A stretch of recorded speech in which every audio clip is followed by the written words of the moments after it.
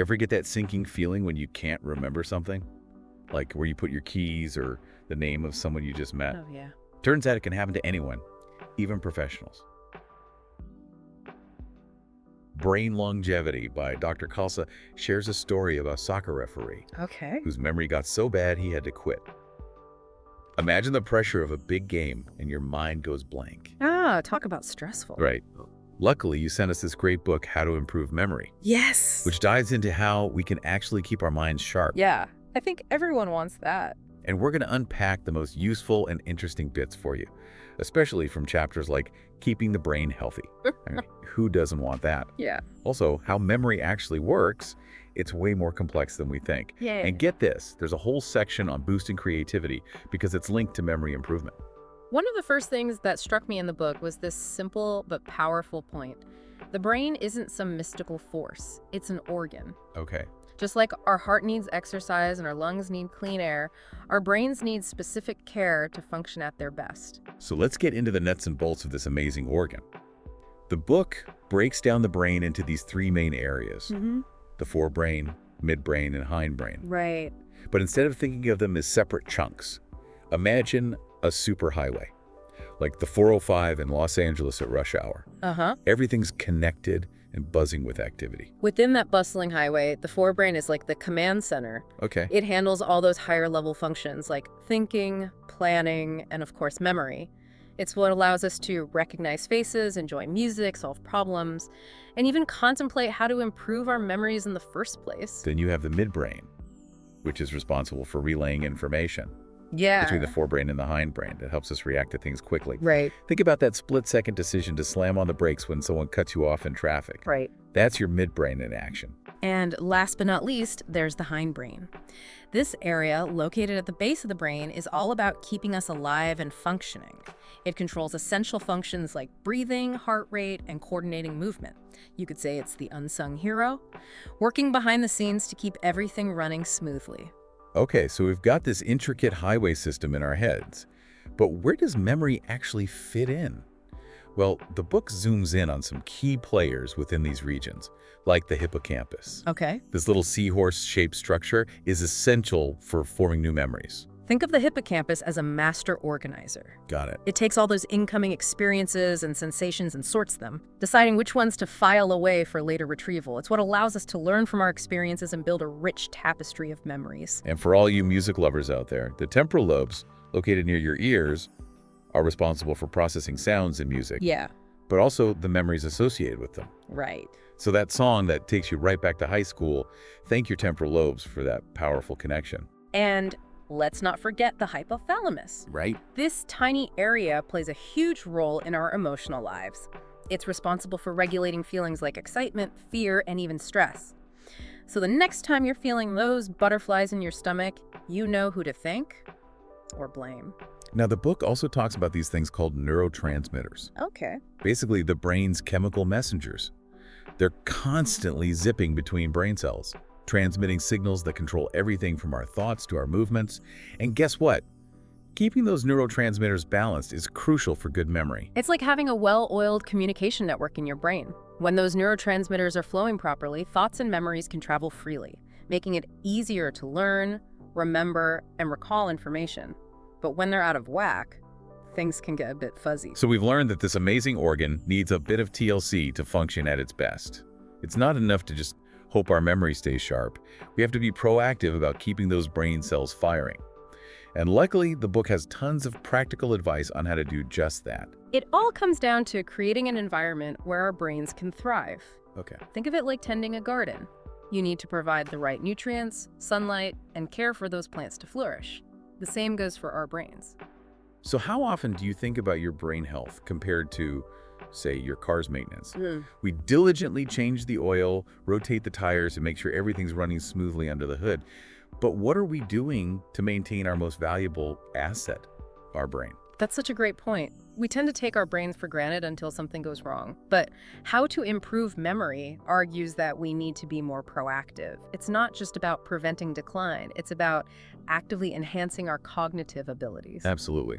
And one of the key concepts the book introduces is synaptic connections, basically the connections between brain cells that allow them to communicate. The more we use these connections, the stronger they get, kind of like building mental muscles. And that's where plasticity comes in. This incredible ability of the brain to rewire itself and form new connections throughout life is something that continues well into adulthood. So even if you haven't thought about flexing your mental muscles in a while, it's never too late to start. So how do we actually put this into practice? Well, the book gives us some fun and engaging mental exercises to get those synapses firing. For example, try memorizing your next lunch menu. Instead of just glancing at it, try to actively remember each item. You can use visualization techniques or even create a crazy story to help those dishes stick in your mind. What I love about this exercise is that it encourages active recall, which is so much more effective than passive reading. By actively trying to retrieve information, we strengthen those neural connections and make those memories more accessible. Another great exercise focuses on language learning. Even if you only know a few words or phrases in another language, try naming everyday objects in that language. The book gives the example of trying Spanish in the US or French in Canada, something relevant to your daily life. It's a fantastic way to challenge your brain and create new pathways.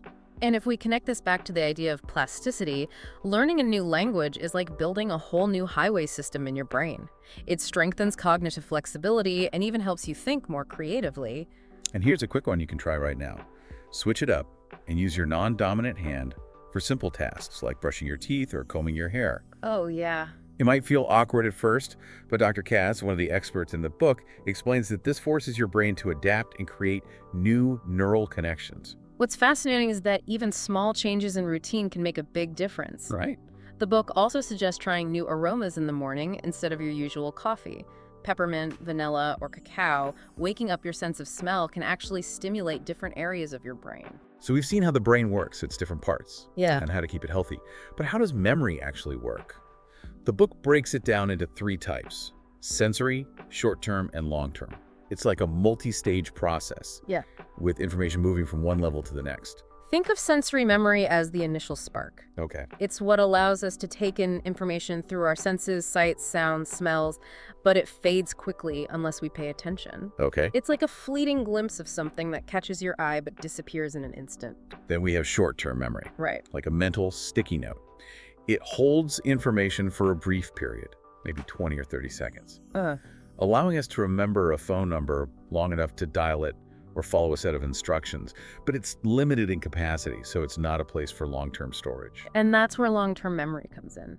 This is where we store information for extended periods, even a lifetime. It's like a vast library, filled with our knowledge, experiences, and memories. But the key is getting information from short-term to long-term storage. And that's where things get interesting. The book explains that involving multiple senses when learning new information can be a game changer. Right. Think about it.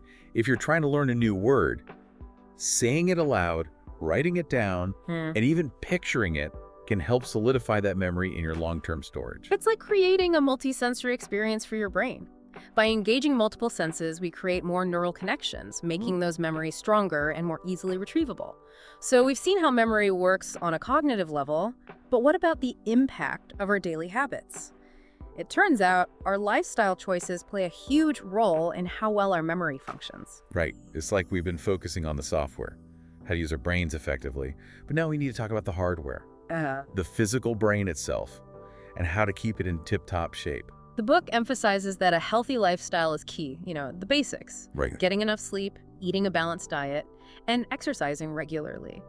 But it really drives home just how crucial these things are for optimal brain function. Okay, I have to admit, sometimes I skimp on sleep. But if it really impacts my memory, maybe I need to rethink those late-night Netflix binges. Well, think of sleep as your brain's nightly reset button. It's when your brain consolidates memories, clears out toxins, and prepares for the next day. Skipping on sleep is like running your computer without ever shutting it down. Yeah. Eventually, it's going to crash. Okay, point taken. Sleep is officially back on my priority list. What about the food we eat? Does that really make a difference for memory? Absolutely. The book talks about the importance of a balanced diet, rich in fruits, vegetables, and healthy fats. These provide the essential nutrients our brains need to function properly. Think of it as fueling your brain with premium gas instead of that cheap stuff. And I'm guessing sugary snacks and processed foods are like putting sludge in the tank. Exactly. Those types of foods can actually impair cognitive function and make it harder to focus and remember things. The book also stresses the importance of fresh air. Making sure your home and workspace are well ventilated can improve concentration and mental processing. Makes sense. A stuffy room never helped anyone think clearly. And of course, we can't forget about exercise. Right. But do I really need to hit the gym every day to keep my brain sharp? You don't have to be a marathon runner, but regular physical activity is essential for brain health. Even a brisk walk or a swim can boost blood flow to the brain, stimulate the growth of new brain cells, and improve memory function. So it's like a workout for your brain as well as your body. Precisely. And speaking of things that are bad for our bodies, the book also issues a warning about excessive alcohol and smoking. Yeah. These habits can damage brain cells, impair cognitive function, and increase the risk of memory problems down the line. It's like polluting your brain with toxins. I guess moderation is key, right? Absolutely. The occasional indulgence might not be a big deal, but consistent abuse can have serious consequences for cognitive health. Now, let's switch gears a bit and talk about the connection between memory and creativity. You might not think they're related, but the book makes a compelling case for how boosting creativity can actually sharpen your memory. Okay, I'm intrigued. How does that work? Well, creativity isn't just about artistic expression. It's about problem solving, thinking outside the box, Right. and coming up with new ideas. And these are all skills that can benefit memory as well. So it's like cross-training for your brain. Yeah, By working on your creative muscles, you're also strengthening your memory muscles. exactly. The book uses the example of the TV show 24 and its innovative use of technology to track down terrorists. It's a great example of how creative thinking can be applied to real-world situations. It also introduces this awesome concept called probertunity. Probertunity. Yeah, a blend of problem and opportunity. I love that, probertunity. So instead of getting bogged down by a problem, you try to see the opportunity within it. Right, That's a great mindset shift. right. It's about turning challenges into chances for growth and innovation. And speaking of innovation, the book discusses a technique called Scamper, Okay. a creative thinking tool that helps you generate fresh ideas. Scamper. Tell me more. It stands for substitute, combine, adapt, modify, put to another use, eliminate, and reverse. By applying these prompts to a problem or idea, you can unlock new perspectives and solutions. So it's like giving your brain a structured workout for creativity. Exactly. It's a great way to break free from those rigid thought patterns we often fall into and come up with innovative solutions. But sometimes, even with the best tools, we can get stuck in a creative rut. I know that feeling all too well. Yo. What does the book say about overcoming those creative blocks? It emphasizes the importance of identifying and challenging those limiting beliefs that hold us back. Things like fear of judgment, getting stuck in routine thinking, or assuming there's only one right answer can stifle creativity. So it's like giving ourselves permission to think outside the box and not be afraid to make mistakes. Absolutely. Embracing that playful, experimental mindset is key to unlocking our creative potential. But even with a playful mindset, sometimes we need a little extra boost. The book suggests some really practical exercises to get those creative juices flowing. Okay, give me an example. I'm all for sparking my creativity. One exercise involves coming up with as many uses as you can for a simple object, Okay. like a paperclip or a brick. That sounds fun. I can already feel my brain gears turning. The point is to stretch your imagination and see things from different perspectives. Another exercise involves taking a familiar activity like brushing your teeth and doing it in a completely new way. I never thought about brushing my teeth in a new way. But I guess it makes sense. Shaking things up can force our brains to think differently. Exactly, and that's what creativity is all about. Breaking free from routine and embracing the unexpected. So we've covered a lot of ground in this deep dive into how to improve memory. We've learned about the brain's anatomy, how to keep it healthy, the different types of memory, the impact of lifestyle choices, and even the connection to creativity.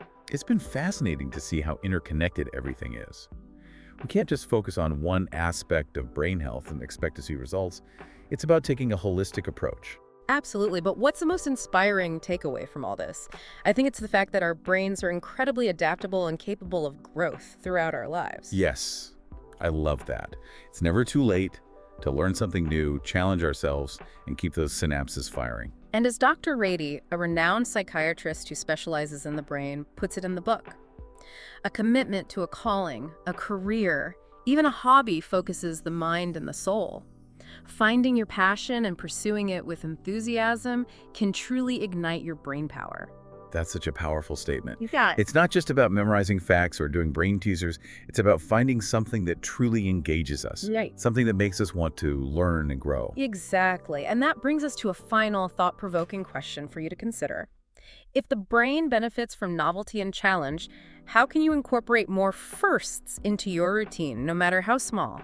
These new experiences can keep your brain engaged and adaptable. So we're not just talking about skydiving or traveling to a new country. It could be something as simple as trying a new recipe, taking a different route to work, or even just striking up a conversation with a stranger.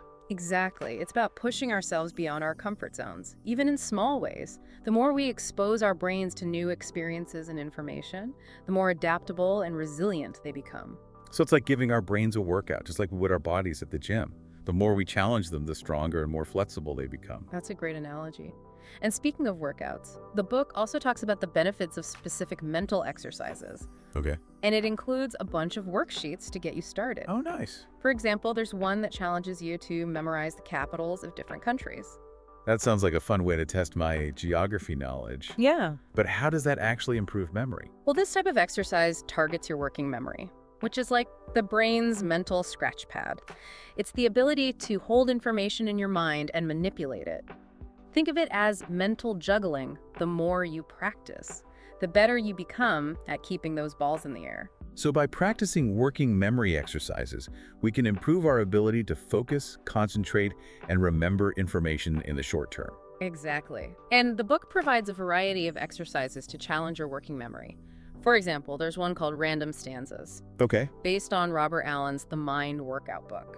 You write down a bunch of your favorite words on separate pieces of paper, toss them in a hat, and then pick out a handful at random.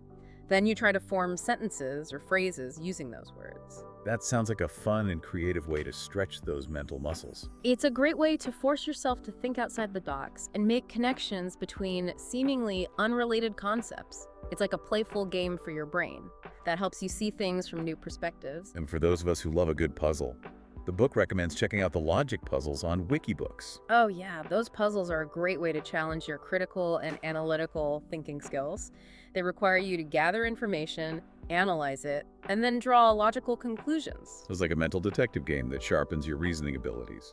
Exactly. And the book doesn't just focus on mental exercises. It also dives into meditation as a powerful tool Right. for stress reduction and cognitive enhancement. I've heard a lot about the benefits of meditation, Yeah, but I've always been a bit intimidated by it. Does the book make it seem more approachable? absolutely. Dr. Kulsa, one of the authors, provides a simple meditation exercise that involves focusing on your breath and repeating a mantra. He explains that even a few minutes of meditation each day can have a profound impact on your mental clarity and well-being. So it's not about sitting in lotus position for hours on end. No. Even small doses of meditation can make a difference. Exactly. And if you're interested in exploring different meditation techniques, the book suggests checking out the website osho.com. They offer a variety of guided meditations, many incorporating music and movement. That sounds really intriguing. I might have to check that out. So we've covered a lot of ground in this deep dive into how to improve memory. From brain anatomy and lifestyle tips to mental exercises and even meditation. It's clear that there are so many different ways to keep our brains sharp and engaged. And the best part is that it's never too late to start. Our brains are incredibly adaptable, and even small changes can make a big difference. I think that's the biggest takeaway for me, that we have the power to shape our own cognitive destinies. It's not about accepting age-related decline. It's about actively engaging our minds and nurturing our brain health. Absolutely. And as we wrap up this deep dive, I want to leave you with one final thought. What small step can you take today to challenge your brain, learn something new, or simply break out of your routine? It's a great question to ponder. It could be as simple as trying that new aroma in the morning, switching to your non-dominant hand for a task, or even just taking a few minutes to focus on your breath. The important thing is to make a conscious effort to keep those brain cells firing. Because ultimately, a healthy, engaged brain is the key to a fulfilling and meaningful life.